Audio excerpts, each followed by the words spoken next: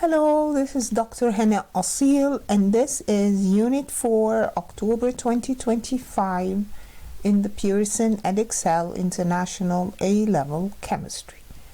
So, let's take a look at the questions. This is the first question. It says, nitrogen dioxide is produced in the reaction shown.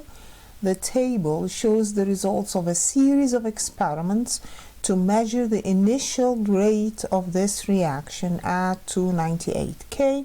What are the orders of reaction with respect to NO and O2? So, we look at the table and we choose two experiments in which one of the reactants is constant and the other one is changing. So let's see if we look at experiment 1 and 2. In experiment 1 and 2, the concentration of NO is constant. Now the concentration of O2 has doubled. What happened to the rate? It also doubled. That means the reaction is first order with respect to oxygen. Now let's try to decide the order with respect to NO. We're going to take, for example, experiment 2 and 3. In experiment 2 and 3, first of all, the concentration of oxygen has doubled. So, because oxygen is first order, so doubling of oxygen should double the rate. Now, what happened to the concentration of NO? The concentration of NO also doubled, but that did not double the rate. It made it quadrupled. So that means it is second order with respect to NO and first order with respect to O2. Question 2 says, a series of experiments was carried out to determine the effect of temperature on the rate of reaction between peroxo disulfate ions and iodide ions. A student plotted a graph of len K against 1 over T and used the gradient of the line of best fit to determine the activation energy using the Arrhenius equation. The graph is shown, which is the expression for the activation energy. Remember, when we have the Arrhenius equation and we plot len K, or natural log of K, versus 1 over T, then the gradient of that line is minus EA over R.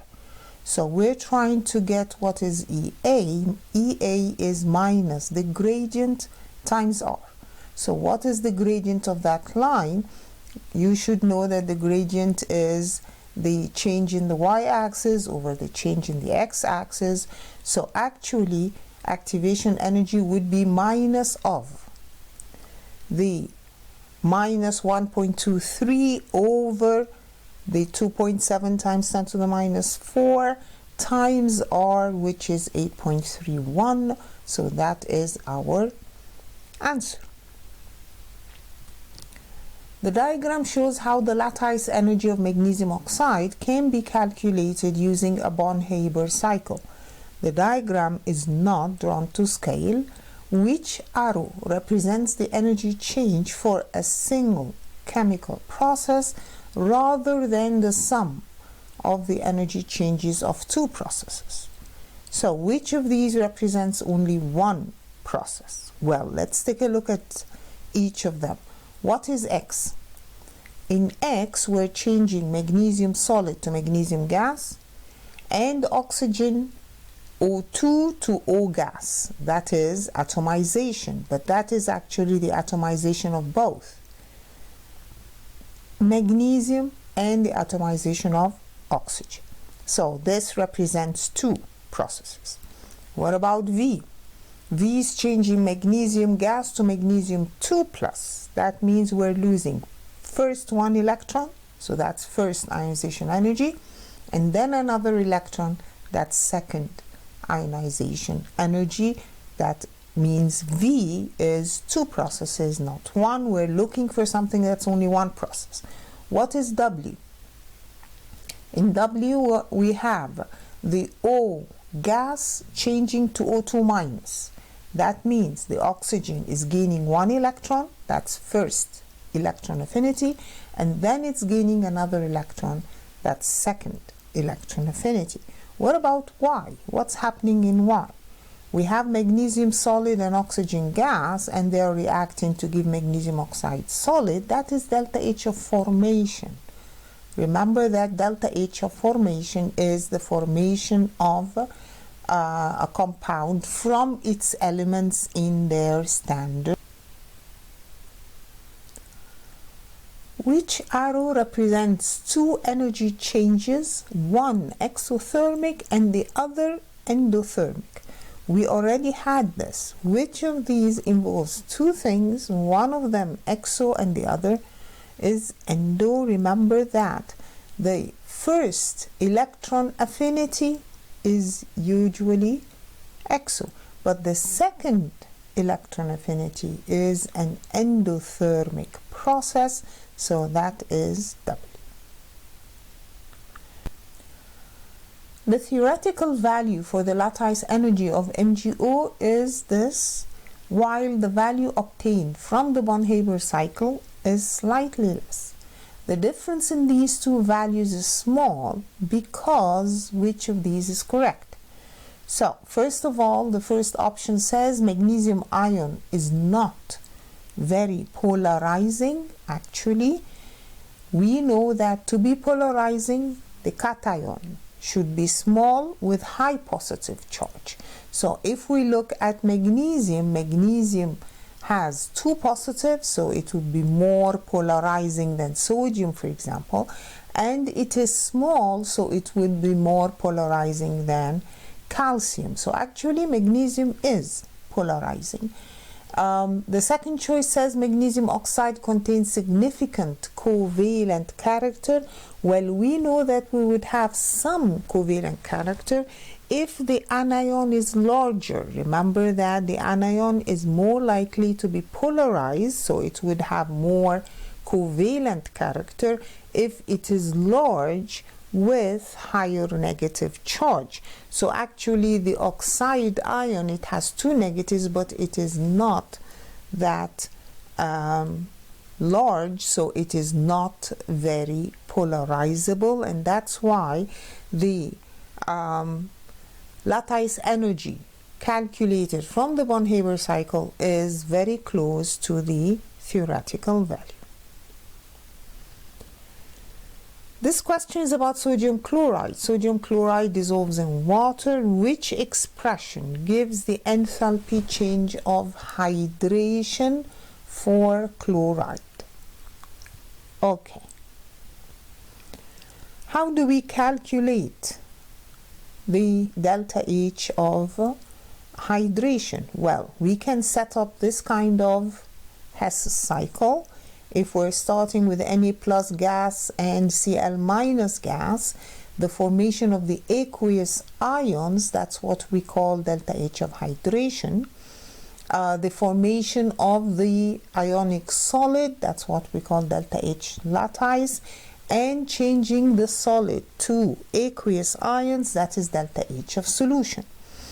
And following the arrows, you can see that the delta H of hydration of the sodium ions plus the chloride ions is equal to the other two arrows, delta H lattice plus delta H solution. So we're looking for delta H hydration of the chloride ions, that would be the lattice plus the solution minus the hydration of sodium. So this is the correct expression. The dissolving of sodium chloride in water is thermodynamically feasible. What may be deduced from the statement and the data in part A? So, what do we mean by thermodynamically feasible? Remember that we have thermodynamic stability and kinetic stability. For thermodynamic stability, we are looking at the delta H, the delta S total, the delta S system. the delta H, if it's negative, delta S total positive, delta S system positive, then it is thermodynamically feasible. So the word thermodynamically feasible means, for example, delta S total is positive and the delta S system would be positive. The activation energy has to do with the kinetic stability. So if the activation energy is low, then we say it is more kinetically stable, not thermodynamically. So it's not A. The enthalpy change of hydration of Na plus is positive. Actually, delta H of hydration is negative. The reaction has a positive entropy change of surroundings. Well, what is delta S surroundings? Delta S surroundings is minus delta H over T. And when we look at the reaction that we were given, we find that the delta H is a positive value. That means delta S surroundings would overall be a negative value, not a positive value. The reaction has a positive entropy change. Yes, that would make it thermodynamically feasible. What are the pH values of these solutions? So we're given 2 mole per decimeter cubed of nitric acid, and we're supposed to calculate the pH. So we know that nitric acid is a strong acid. That means all the molecules ionize to form H plus ions, and that means the concentration of the H plus ions is the same as the concentration of the acid, and we can get pH from that. You should know that pH is minus log concentration of H plus, so minus log of 2 is minus 0.3. What about the pH of 0.2 mole per decimeter cubed of barium hydroxide? Well, we should know barium hydroxide is a strong base, but when it ionizes, it gives 2 moles. So 1 mole of barium hydroxide gives 2 moles of hydroxide ions, and that means if I have a concentration of barium hydroxide, the concentration of the hydroxide ions is twice of that. Now we can get pH. We know that H plus, concentration of H plus times concentration of OH minus is 10 to the minus 14. So I can get concentration of H plus 10 to the minus 14 over the concentration of OH minus, and from that I can get the pH, which is minus log concentration of H plus. That comes out to 13.6. Remember, we do all of these because they are strong acid or strong base.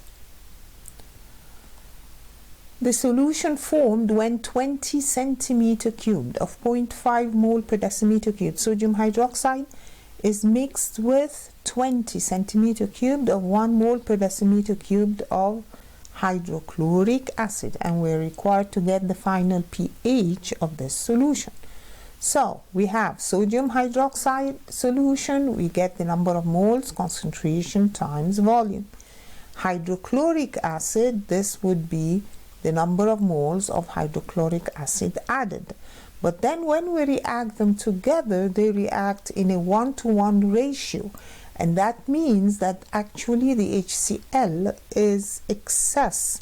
So once we react them together and they are neutralized, we still have excess HCl. That's the number of moles of excess HCl would be the difference between what the 0.02 and the 0.01 which we actually need, and that means the pH will be determined by these extra number of moles of HCl. So get the concentration of H plus, number of moles, over, remember the total volume of the solution is now 40 centimeter cubed, number of moles of the excess over the total, that's the concentration of H plus ions, and from that I can get the pH, which is minus log of the concentration. So we do this if one of them is excess, that is what will determine the final pH of the solution. Then we're required to get the pH of the solution formed when 20 centimeter cubed of 1 mole per decimeter cubed sodium hydroxide is mixed with 40 centimeter cubed of 1 mole per decimeter cubed ethanoic acid. Now, the previous question had sodium hydroxide with HCl. Both of them are strong base and strong acid. But when we have sodium hydroxide with ethanoic acid, this is a strong base with a weak acid. So actually we're talking here about a buffer. So we know that ethanoic acid reacts with sodium hydroxide in a 1-to-1 ratio.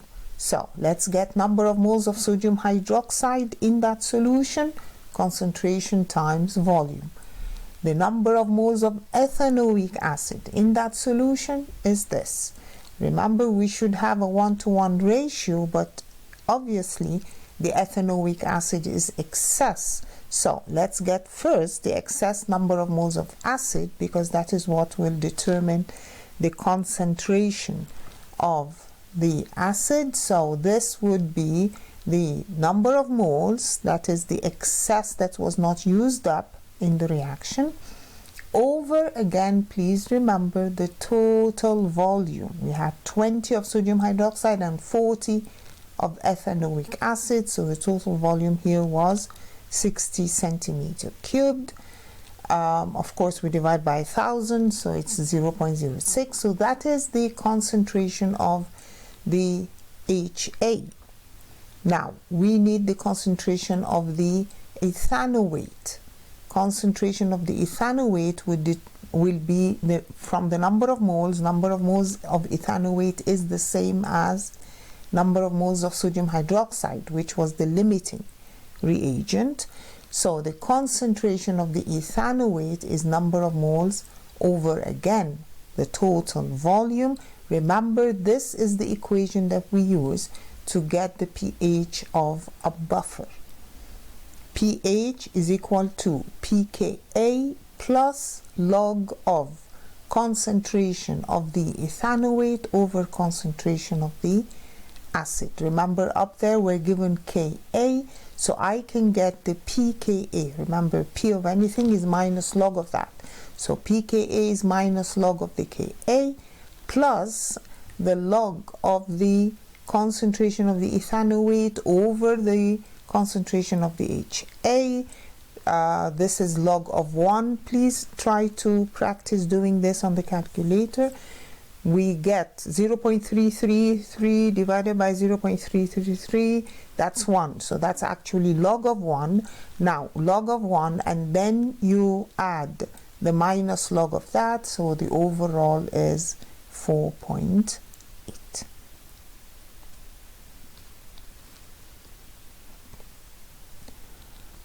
Question 6 says the mechanism for the reaction between bromoalkanes and hydroxide ions to form alcohols is either SN1 or SN2. The reaction mechanism depends on the stability of the intermediate carbocation formed and the steric hindrance of the halogenoalkane. Steric hindrance is where large groups bonded to the carbon of the CBr bond block the attack by the hydroxide ion. Which statement is correct for the reactions of primary halogenoalkanes? Again, let's review what is SN1 and what is SN2 and when do they happen. Remember that if we have a primary halogenoalkane and we want to react it so that it becomes an alcohol, that means the hydroxide ion attacks and the Br leaves. Now, if we're starting with a primary, we can have what we call SN2. That means the first step includes both reactants and the rate equation includes concentration of both. So that is for a primary halogenoalkane. While a secondary or a tertiary a tertiary halogenoalkane would first form a carbocation when the Br leaves. Then the carbocation is attacked by the hydroxide ion. That means that first step involves only one of the reactants, so this is called SN1, and the rate equation involves only the concentration of the halogenoalkane. So what are we talking about here? We're talking about primary halogenoalkane. So you have to remember a primary would do, first of all, SN2. That means the hydroxide will attack at the same time as the Br leaves.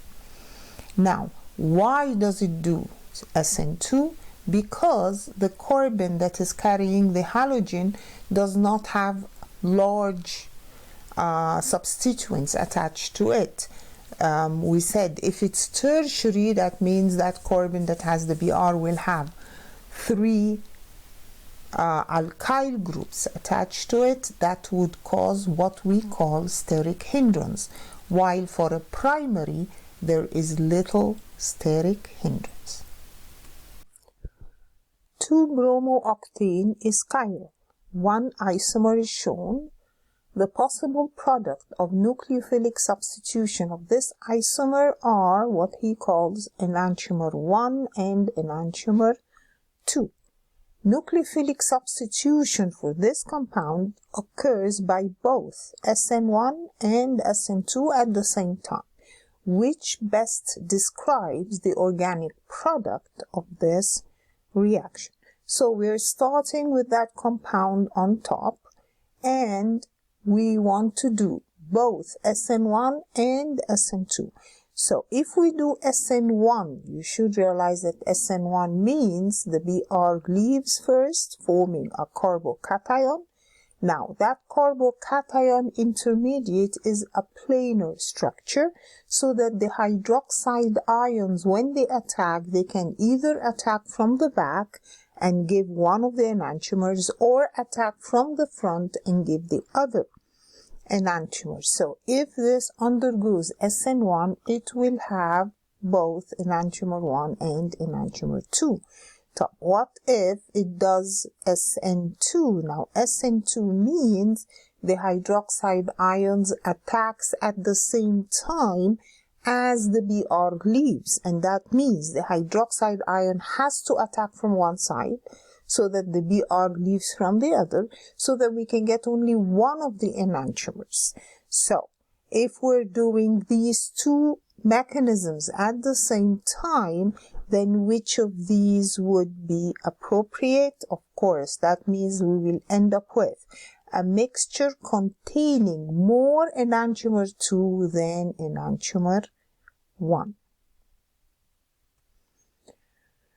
Question 7 says the 4 compounds shown all contain a double bond O, a carbonyl group, which will react with 2,4-dinitrophenylhydrazine. Let's remind ourselves 2,4-dinitrophenylhydrazine is a reagent that reacts with aldehydes or ketones to give a yellow precipitate.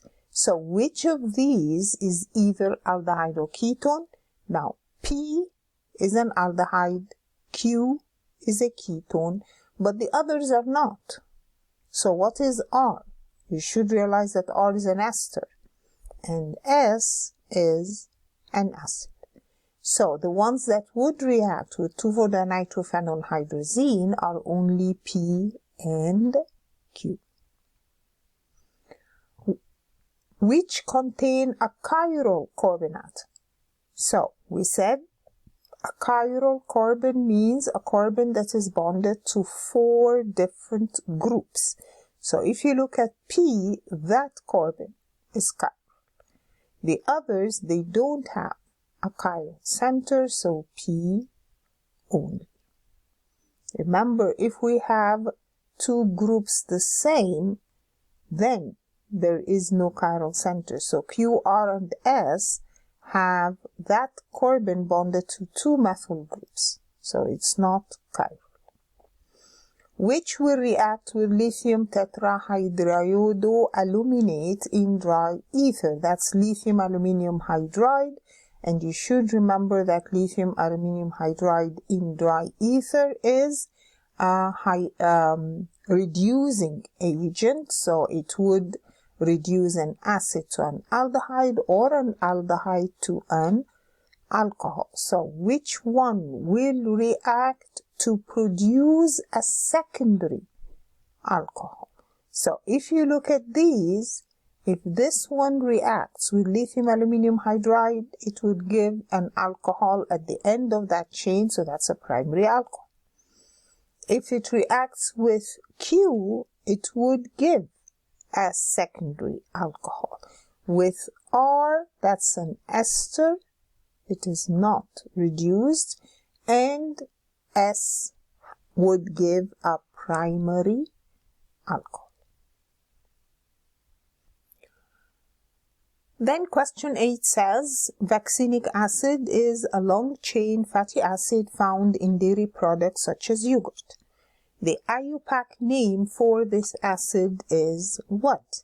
Now, to get the IUPAC name, of course, we choose the longest chain of carbons, and then we start numbering from the acid end, from the COOH at the end.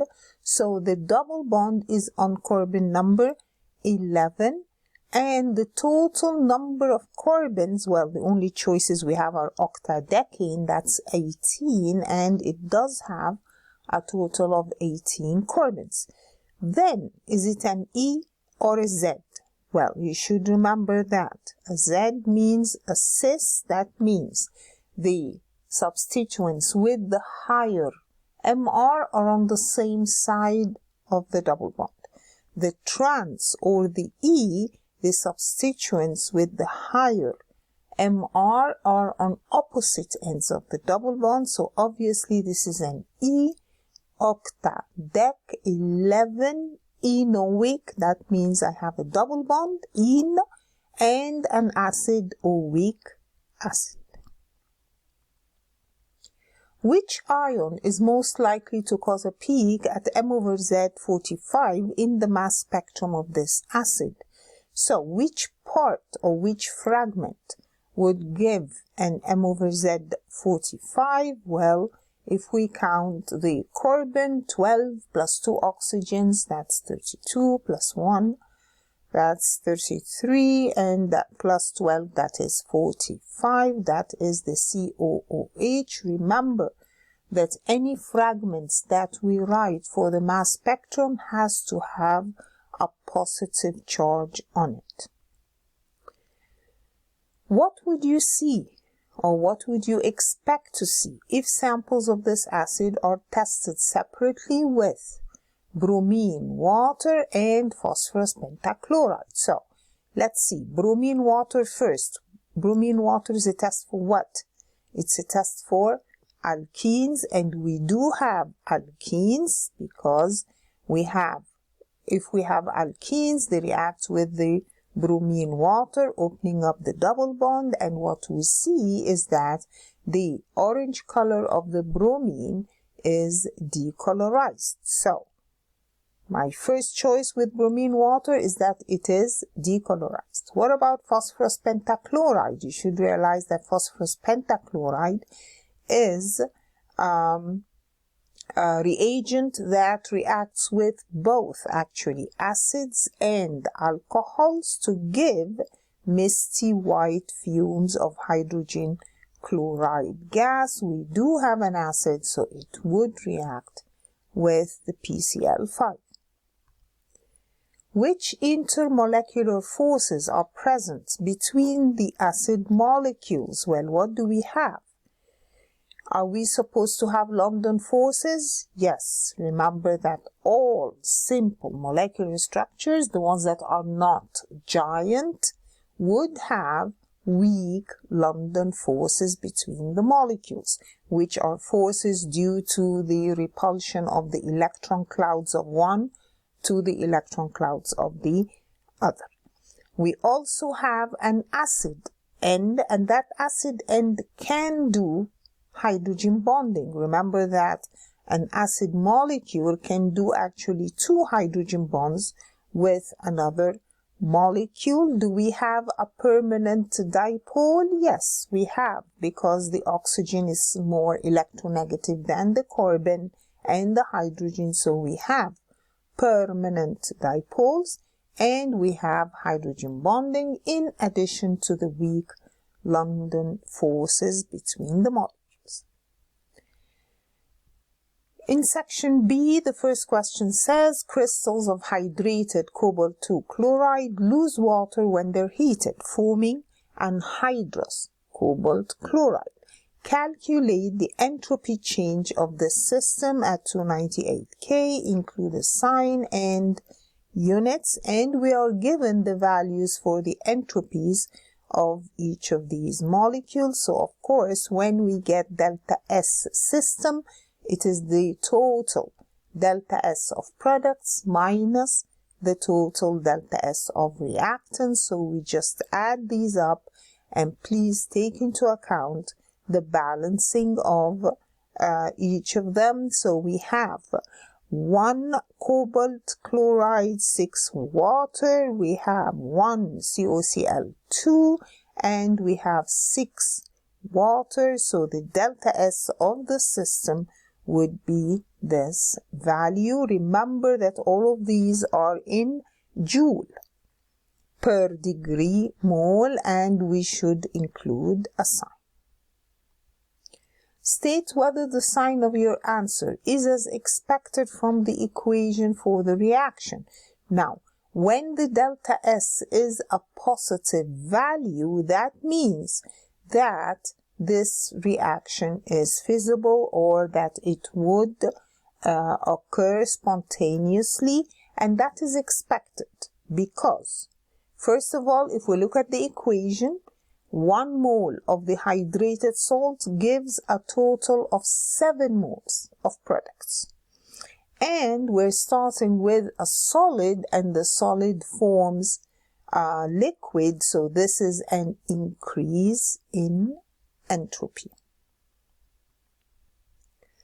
The standard entropy change of the reaction is this. Calculate the entropy change of the surroundings, delta S surroundings. How do we get delta S surroundings? You should remember, delta S surroundings is minus delta H over T. We have the delta H over the temperature, 298 K. This gives a delta S surroundings. Remember, this is in kilojoule because the delta H was in kilojoule. So if we multiply by 1000, that would give me the value in joule per mole degree. Then state whether or not this decomposition is feasible. If the delta S system is positive, but the delta S surroundings is a negative value, now we know that the delta S total is actually the sum of these two. So in this case, the delta S total comes out to be a negative value. If the delta S total is negative, the reaction is not feasible. Calculate the lowest temperature in K at which the decomposition of the hydrated cobalt chloride becomes feasible. Remember that we said it would become feasible if the delta S total is 0. So if I say delta S total is equal to delta S system plus delta S surroundings, and the delta S surroundings is minus delta H over T, then you should realize that the delta S total would be this.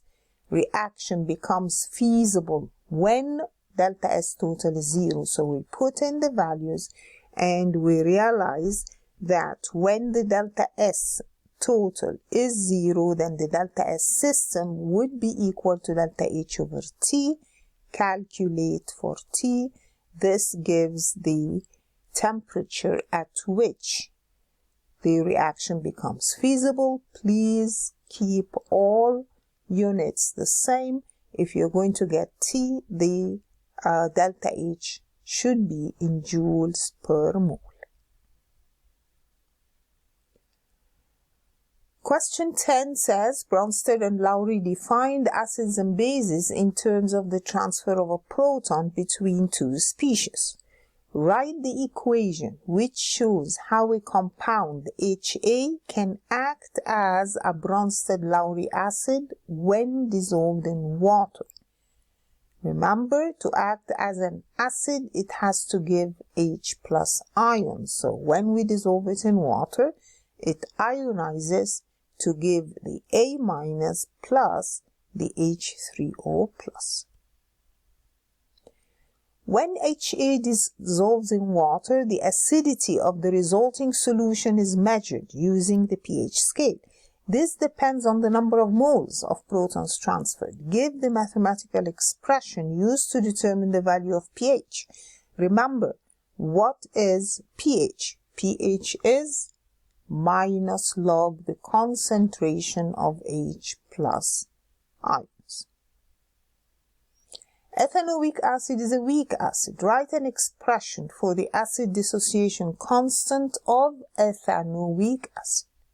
First of all, ethanoic acid, when it ionizes, that's a reversible reaction. And it breaks up to form H plus and the rest of it with a minus, CH3COO minus. That's how a weak acid ionizes. Now, to write the Ka, you should remember that the Ka is actually concentration of products over concentration of reactants. Remember, these brackets have to be square brackets. These indicate concentration. Give the mathematical expression used to calculate the concentration of hydrogen ions in a solution containing ethanoic acid. So remember that when we have a weak acid, how do we get the concentration of H plus ions? This is the equation that we use. Concentration of H plus ions is the square root of Ka times the concentration of the acid. Remember that concentration of H plus ions in this case would be concentration of the square root of the concentration of the ethanoic acid times the Ka. Calculate the pH of an aqueous solution of 0.25 mole per decimeter cubed of ethanoic acid, and we're given the Ka. So we already said this is how we get the concentration of H plus for a weak acid. So put in the numbers, square root of that value of Ka times the concentration we're given, which is 0.25. You want the square root of all that. So that gives you the concentration of H plus ions, and then we can get the pH, which is minus log the concentration. So this comes out to 2.68. The pH values of aqueous solutions of hydrochloric acid and ethanoic acid at 3 different concentrations are shown in the table. The effect on pH of changing the concentrations of the two acids is different. Explain this difference. No further calculations are required. So, let's take a look at the table. What's happening? Remember, first of all, hydrochloric acid is a strong acid. Ethanoic acid is a weak acid. So, as we dilute hydrochloric acid, as it becomes more dilute, that means you will have less of the H plus ions. Less H plus ions means higher pH. What about the ethanoic acid? Remember, the ethanoic acid is a weak acid. So first of all, the more dilute, the more dissociation. Okay? But originally it dissociates partially, and that's why its pH in all cases is higher than that of hydrochloric acid. So ethanoic acid is weak, it dissociates partially, so its pH at each concentration is higher than that for HCl, less concentration of H plus ions. But the degree of dissociation increases with dilution, so the increase in the pH is actually a bit less than that for the HCl. So remember that for weak acids, first of all, they dissociate partially, and dissociation increases with more dilution. So the more dilute, the more it dissociates. Marmalades are foodstuffs made from citrus fruit which contain the weak acid citric acid. Sodium citrate, the sodium salts of citric acid, is usually added to the marmalade. So we have the weak acid and we're adding the sodium salt of the weak acid. So just the benefit of adding sodium citrate to the marmalade, of course, sodium citrate with the acid that is already present would act as a buffer. Remember, a mixture of a weak acid and its sodium salt acts as a buffer, and this is needed to maintain constant pH, which prevents the deterioration of food by bacterial or fungal activity. So basically, it prevents the growth of bacteria or fungus on these foodstuffs. Question 11. Iodine reacts with propanone very slowly in neutral solutions, but much more rapidly in acidic or alkaline solutions. The reaction in acidic solution is given, so this is something that is reacting with iodine to give iodide. The reaction rate was studied using the procedure shown. So, 0.1 mole of propanone and 0.01 mole of hydrochloric acid in a total volume of 90 centimeter cubed of water were placed in a flask at constant temperature. 0.0004 mole of iodine in 10 centimeter cubed of water was added and a timer started. Simultaneously, a 10 centimeter cube sample of solution was withdrawn. The sample was neutralized using excess sodium hydrogen carbonate, and at 10-minute intervals, further 10 centimeter cube samples of the mixture were withdrawn, neutralized by adding excess sodium hydrogen carbonate. All the samples were titrated with 0.01 mole per decimeter cubed sodium thiosulfate. So basically, we're following the progress of the reaction, and the rate equation for this reaction is shown to be this. So it involves the concentration of both reactants. What would be the overall order of this reaction? Remember, if we have this rate equation, that tells me that it is first order with respect to the first reactant, and again first order with respect to HCl. That is a total of second order. The procedure demonstrates the effect of changing the concentration of iodine on the reaction rate.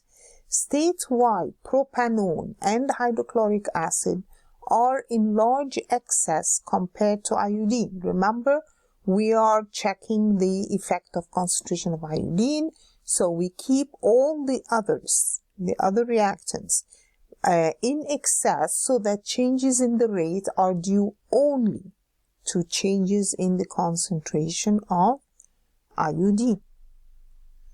Explain how the results could be used to demonstrate that the order with respect to iodine is 0. Okay, so they got that it was first order with respect to the others. How can I show that it is 0? Then I would try to draw a graph of 1 over time versus the amount of thiosulfate, because the amount of thiosulfate used is proportional to the concentration of iodine. And if it is 0 order, then it should be a straight horizontal line to indicate that the concentration of iodine has no effect, none, on the rate. Sodium hydrogen carbonate is used to neutralize the acid. Write an ionic equation for the reaction including state symbols. Okay, so we were reacting the hydrogen carbonate with the acid. Of course, both of these are aqueous. When these react, they form carbon dioxide and water, and do not forget the state symbols. Give a reason why sodium hydroxide cannot be used to neutralize the acid in this experiment. We use sodium hydrogen carbonate, not a base like sodium hydroxide, because we were told at the beginning that iodine reacts with propanone very slowly in neutral solutions, but much more rapidly in acidic or alkaline solutions. That means the sodium hydroxide is actually a catalyst. So we cannot use it because that would catalyze the reaction after the acid is neutralized. The rate of reaction is first order with respect to hydrochloric acid. Describe, without giving experimental detail, how you would show that this was due to the hydrogen ions rather than the chloride ions.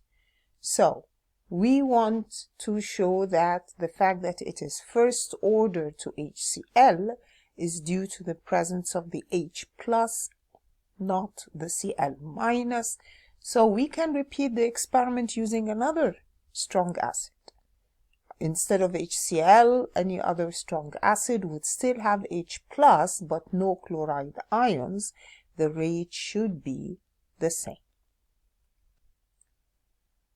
The steps shown have been suggested as the mechanism for this reaction. The rate of reaction is determined by the rate of the slowest step, which is referred to as the rate determining step.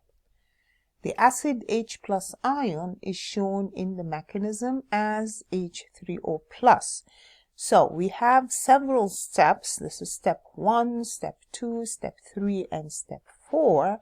And we are told to explain why the rate determining step must be step 1 or step 2, but cannot be step 3. So let's take a look at the 3 steps. In step 1, we have the ketone and the H+. In step 2, we also have, this could be the rate determining step because the step before it includes the ketone and the H+, but we cannot include step 3 as the rate determining step. Remember that the rate equation has only the ketone and the H+. So steps 1 and 2 involve ketone and the H3O+. But step 3 has iodine, and iodine is not included in the rate equation, so it cannot be in the rate determining step. Again, remember the rate determining step is the one that includes it, or anything before it should include the reactants in the rate equation. So we need the ketone and the H+, not iodine. Suggest a reason why step 2 is the rate determining step rather than step 1. So if we compare step 1 and step 2, we're saying that step 2 is the rate determining step. This is because this has breaking of a bond, and this requires a higher activation energy. That means this would be the slow step. Remember, the rate determining step is the slow step. Okay, question 12 says the 2 isomeric compounds shown can be studied using NMR spectroscopy. Give the IUPAC name for compound Q. Again, how do we determine the IUPAC name? We look at the longest chain and we start counting from the side that will give the lower numbers for the substituents. So here we have a total of 5 carbons and we have a hydroxy and a methyl. Remember, the substituents are written in alphabetical order. So I want hydroxy and methyl. The hydroxy comes first, H before M alphabetically, and then I have pentane 2-on. So we regarded the hydroxide as a substituent and that this is a ketone. Explain why the carbon-13 NMR spectra of P and Q cannot be used to distinguish between them. Well, carbon-13 NMR, if it is similar, then they will not be used to distinguish between them. So what do we have? We have the same number of carbons, same substituents in both of them, so the same shifts for the peaks. Both of them would give 5 peaks in the carbon-13 NMR with similar chemical shifts because each carbon has similar groups next to it, so the NMR spectrum would be the same. The high-resolution proton NMR spectrum of compound P contains 4 peaks, while that of Q contains 5 peaks. So we're looking at the proton NMR spectrum. Some data for compound P are shown. Complete the table for compound P. So we're looking at proton NMR. We have these types of shifts, chemical shifts. So A is a singlet. Remember, singlet means no proton on neighboring carbons. So these two methyl groups will be 6 protons, giving singlets because there is no proton on the neighboring carbon. Now B, we're already told that's the singlet with 3 protons. Now C is again a singlet, no protons on neighboring carbons, but it is due to 2 protons. And the D is the singlet at the highest chemical shift, that is the proton on the OH. Remember again, relative peak area is number of hydrogens, giving that. Some data for compound Q are shown. Complete the table for compound Q. So let's see. The first thing we're looking for is the chemical shift of Y. Where is Y? So that is a CH2 that is next to an OH and next to a C double bond O. So you go back to the data booklet and you'll find that this is where this functional groups are. So the chemical shift is somewhere between 1.8 and 4.2. Splitting pattern of V. Where is V? V is the methyl groups that are next to a CH. So if there is 1 proton on the neighboring carbon, then the splitting pattern of the methyl groups is a doublet. Remember, it's an N+1 system. What about X? Where is X? X is a CH2 that is between a carbonyl and a carbon that has 1 proton. So again, this has only 1 proton on neighboring carbons. So again, that is a doublet. Again, remember the relative peak areas are due to the number of protons. Y, where is the splitting pattern of Y? Well, Y is a CH2. There is no protons on the neighboring carbon, so that is a singlet. Z is the proton on the OH, and we know that the proton on an OH is always a singlet. Then question 13 says compounds S and T are isomers containing carbon, hydrogen, and oxygen only. They are non-cyclic, unbranched compounds containing 4 carbon atoms and 2 functional groups. So we have an organic compound, carbon, hydrogen, oxygen, with 4 carbons and 2 functional groups. A series of tests was performed on separate samples of these compounds. On reaction with sodium hydrogen carbonate solution, both S and T produced bubbles of gas. So the first question is, sodium hydrogen carbonate is a test for what? you should know that that's a test for the presence of a carboxylic acid group. So that means both S and T have one of the functional groups is a carboxylic acid.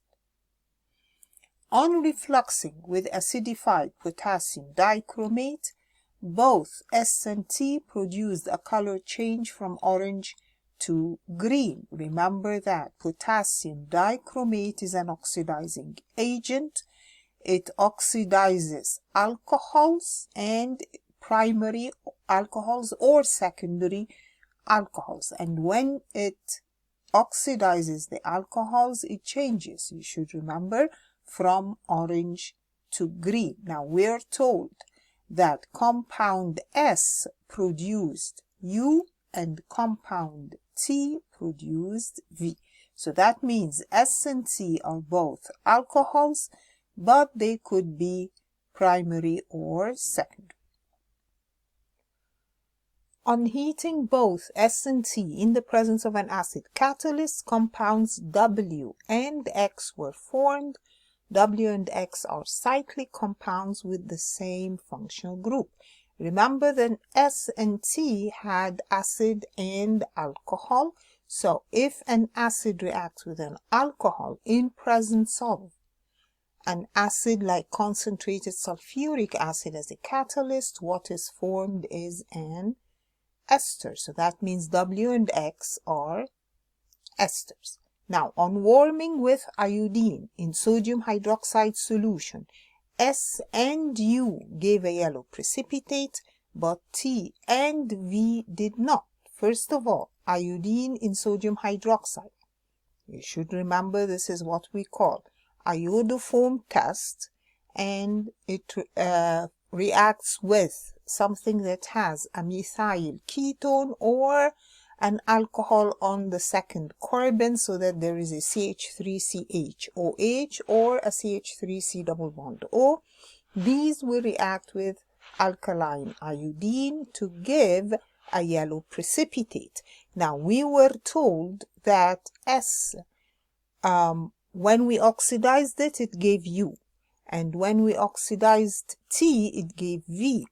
Now that means that S was the alcohol, so that would be a secondary alcohol, and the U, when the S was oxidized, the U became the ketone. So both of them would react to give a yellow precipitate, and that means that S was originally a secondary alcohol, while T and V did not react with alkaline iodine. That means T is not something that has a methyl CHOH, and that means we already said it was an alcohol. That means it is a primary, not a secondary alcohol. So these reactions are summarized in this diagram. So they give us a flow chart of all what we have talked about. And we're told to name the functional groups present in S, T, U, V, W, and X. Justify your answers using the results of all these tests. So this is basically an explanation of what we just said. So if we start with S and T, we know that S and T both reacted with sodium hydrogen carbonate to give bubbles of gas. So we said both S and T have a carboxylic acid functional group.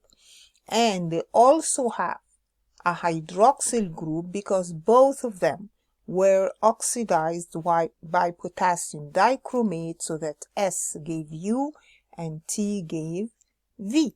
Now, S, we said, is the one that has probably a secondary alcohol, a methyl group next to the alcohol, and U contains a methyl ketone since they both react with alkaline iodine. We said S, which is something that is an alcohol.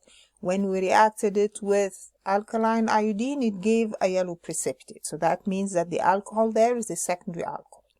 Now, U which is the product of S, would be, if we oxidized the primary or the secondary alcohol, it would give a ketone, and ketones, methyl ketones, would also react with alkaline iodine.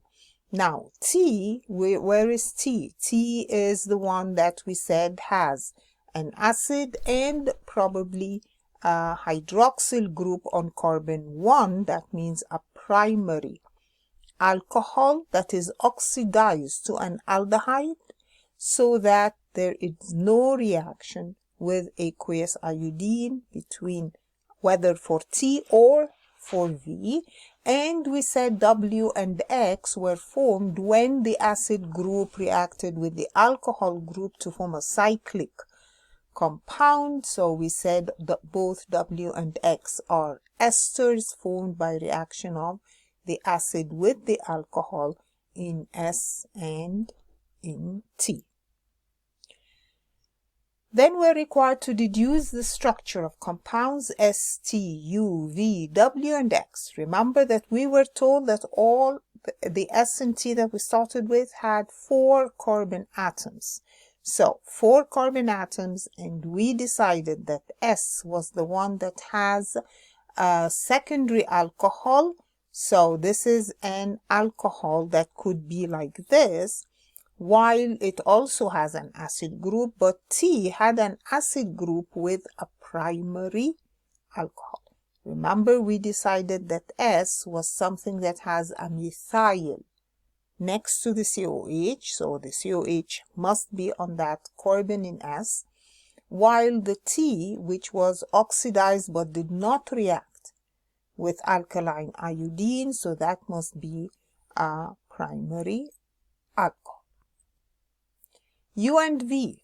What did we say about U? We said U is the product of oxidation of S. So if we decided that S is something that has an OH on that carbon, then after oxidation it has a ketone on that carbon. Now, what is V? V is the product of oxidation of T. T, we said, is a primary alcohol with an OH on the other end of the acid. So now once it's oxidized, it gives a diacid. Or it could be an aldehyde, that one on the left. Then we need to write the structures of W and X. Which one was W? That was the product of the reaction of the acid group with the alcohol group in S. Remember that this we decided would be S. So if this, the alcohol of that carbon, should go around and form a cyclic compound with the acid group to form an ester, then this would be the type of compound we would end up with. While X was the result of the acid with alcohol in T. Now this was T, so if we go around the hydroxyl reacting with the carbonyl of the acid, this is the ester that would be formed. In section C, this question is about equilibria. One step in the manufacture of sulfuric acid is shown. This equilibrium is not reached at a significant rate if a catalyst is not present. The original catalyst for this process was platinum metal, but this has since been replaced by vanadium oxide. Of course, this is the contact process. And the first question says, state what is meant by the term dynamic equilibrium. Well, you have to remember dynamic equilibrium is rate of forward reaction equals rate of backward reaction. Concentrations of reactants and products remain constant. Please remember, we say remain constant, not remain equal. They are just, the reactants remain as they are, the products remain as they are. Explain why a high pressure might be expected for this step, but given the value of Kc, a low pressure of 2 atm is used. Include reference to the extent of the reaction in your answer. So this was the reaction and we're given a value for Kc. Now what is Kc? You should remember that Kc is concentration of products, so the power of its coefficient over concentration of reactants to the power of their coefficients. Now, you should also remember that a high pressure will always cause the point of equilibrium to shift to the side with less number of moles. So increasing pressure shifts the point of equilibrium to the right to give less number of moles, since going forward will give 2 moles while going back will give a total of 3. So for this reaction, increasing pressure is a good idea. It would give more yield of product. But we do not need to use a lot of pressure, because the Kc, if you look at the value of Kc given, it is a very large number. So the equilibrium is already far to the right, so I really don't need to use a lot of pressure. That's why this reaction is done only at 280 m. Remember that using a very high pressure would make the reaction very expensive. Explain the effect, if any, on the value of Kc when the catalyst is changed from platinum to vanadium oxide. Remember that the catalyst speeds up both forward and backward reactions equally. So a catalyst has no effect on the point of equilibrium and therefore no effect on Kc. A reaction vessel containing platinum metal was filled with 2 moles of SO2 and 1 mole of O2. After a short time, the vessel was found to contain 1.2 mole of SO3. The total pressure was 380 m, and the Kp we're given is 35.2, 80 m to the minus 1. Show by calculation that the system was not yet at equilibrium. Okay, so we have this reaction. We are told that initially we're starting with 2 moles of SO2 and 1 mole of O2, and we know, if we're drawing what we call the ice chart, we know that the change that would happen is minus 2x minus x to give plus 2x. So this is the amount that is used up or formed regarding the number of moles of each. Now that means that at equilibrium we will have the rest of what we started with. So at equilibrium we have 2 minus 2x and 1 minus x, and we form 2x. Now we are told that at equilibrium we formed 1.2 mole of SO3. So that means that the 2x is 1.2, and that means x is 0.6. Now going back, that means that the number of moles of each is 0.8 and 0.4 and 1.2 at equilibrium. So these are number of moles, and we can get the total number of moles. But we want partial pressures. In order to get partial pressures, we need to get mole fraction. So the mole fraction is the number of moles of something over the total. So 0.8 over the total, 2.4, and 0.4 over the total, and 1.2 over the total. This gives the mole fraction for each of these. And we can get the partial pressure of each one. You should remember, partial pressure is the mole fraction, which is the number of moles over the total number of moles, times the P total. We are told that the total pressure was 380 m. So you're going to multiply the mole fraction by 3. This gives the partial pressure of each one. And that means we are told that the Kp should be 35.2. Well, let's calculate the Kp for these numbers that we got. The Kp is only 4.5, and this is less than the 35.2, and that's why we're saying it has not yet reached equilibrium. After allowing the contents of the vessel to reach equilibrium, the temperature was increased and a new equilibrium established. The value of Kp at the higher temperature was lower.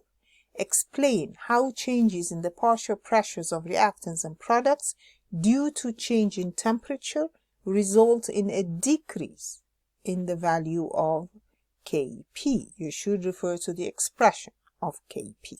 So we're talking about this reaction still, and we know that the expression for Kp is the partial pressure of product to the power of its coefficient over the partial pressures of the reactants to the power of their coefficients. So, looking at what we're told that the value of Kp at higher temperature was a lower value. And that means if Kp is lower at higher temperature, that means increasing the temperature shifts the equilibrium to the left, and this forms lower partial pressure of products and higher partial pressure of reactants, and we would expect this because this reaction is an exothermic reaction. State what can be deduced about the values of enthalpy change and the entropy change from this decrease in Kp. So, for this reaction, we said Kp is lower at higher temperature. That means that increasing the temperature shifts the equilibrium to the left. That means the forward reaction is exo, so the enthalpy change is a negative value.